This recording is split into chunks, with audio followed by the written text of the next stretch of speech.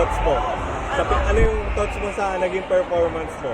Siguro po, kung ano po, pinakita ko lang po kung ano yung kaya ko and tiwala ko sa sarili na sinasabi lagi ng mga others na magtiwala lang po lagi sa sarili and sa ibang kasama po, especially po kay Ate Gia, nabigyan ko talaga siya ng tiwala.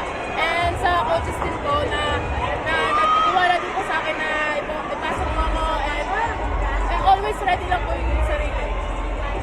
Personally, na lang, ano yung magiging mindset nyo? Siyempre, masama yung talo pero tomorrow may laban pa ulit. Ano na lang yung babaunin nyo from this game para bukas? Siguro po itong game po yung magpupuntan namin ngayon na ano po, na maging inspirasyon po sa amin na pumawi kami sa second game.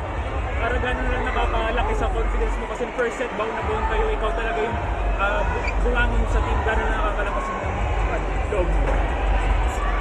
Sobrang lakas na po ng loob na ano po sa sarili ko na ay pinasok ako, kailangan ko ibigay yung kaya kong gawin and syempre pinagkatiwalaan po ako so ipapakita ko lang po talaga yung mga kaya ko.